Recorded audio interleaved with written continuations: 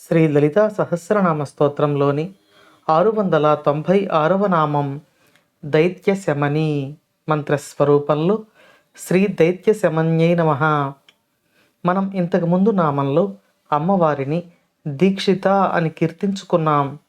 ఆ నామానికి అర్థం తెలియచేసుకునే సందర్భంలో అమ్మవారు ఈ లోకాలలో ఉండే జీవులను రక్షించుటకు దీక్షను పుని ఉన్నారు అని మనం తెలుసుకున్నాం.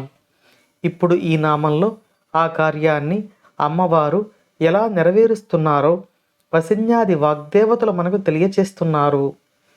ఈ నామంలో అమ్మవారు దైత్య శమని అని కీర్తించబడుతున్నారు.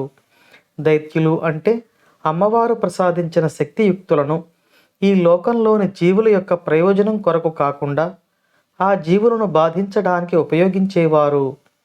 దేవతలు అమ్మవారిచే ప్రసాదించబడ్డ శక్తులను లోకక్షేమం కోసం వినియోగిస్తారు. దైత్యులు దేవతలు ఈ విధంగా పరస్పర విరుద్ధ భావాలను కలిగి ఉంటారు. కాబట్టి వీరికి యుద్ధం జరుగుతూ ఉంటుంది. ఆ యుద్ధంలో కొన్నిసార్లు దైత్యుల యొక్క తపోశక్తి ఎక్కువై వారు దేవతలను సైతం ఓడించి పీడించడం జరుగుతుంది.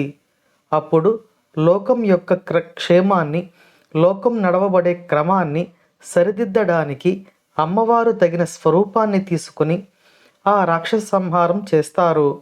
ఇలా అమ్మవారు ఎన్ని స్వరూపాలు తీసుకొని ఎంతమంది రాక్షసులను సంహరించారో మనకు దేవీ మహాత్మ్యం తెలియచేస్తుంది.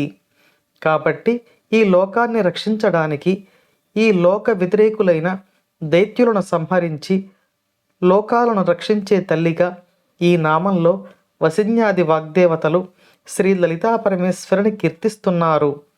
ఈ అమ్మ మనందరినీ రక్షించాలని, మనలో ఉన్న అసుర బుద్ధులను తన శక్తితో తొలగించి అమ్మవారి పాదపద్మముల పట్ల భక్తిని పెంపొందించాలని కోరుకుంటూ ఓం శ్రీమాత్రే నమః.